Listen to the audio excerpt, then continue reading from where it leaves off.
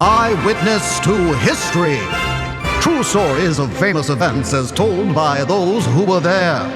Tonight, the Cuban Missile Crisis. The West Wing was rife with tension and fear. I could smell it. A crisis was developing. A crisis that would, for a few terrible moments, envelop the entire world in the horrifying possibility of nuclear self-destruction.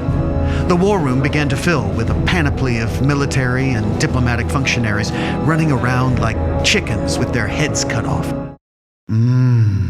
Chicken. The time for decisive measures was at hand. I zealously grabbed my leash with my mouth and dropped it at the president's feet. But there was to be no ecstatic emptying of my bladder in the fragrant environs of the Rose Garden anytime soon. The situation was obviously worsening. My water dish hadn't been refilled for hours. Apparently, U-2 reconnaissance planes had produced indisputable photographic evidence of the existence of Soviet missile facilities on the island of Cuba. There was only one possible course of action. I quickly made my way to the Roosevelt restroom and drank greedily from the toilet. As I returned, General Maxwell D. Taylor, chairman of the Joint Chiefs of Staff, arose to solemnly address the Commander-in-Chief. Mr. President, we're looking at only two possible courses of action here.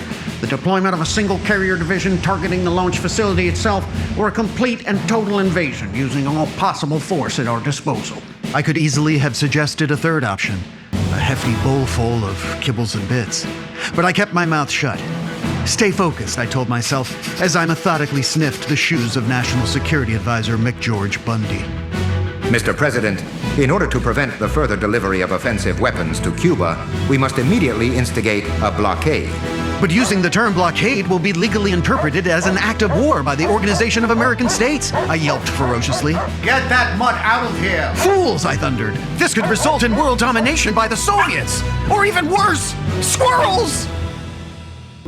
I retreated to the comfortable confines of my daybed to fearfully await the end of life as we know it.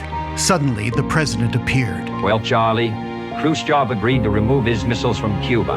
In return, we're dismantling our Jupiter MRBMs in Turkey.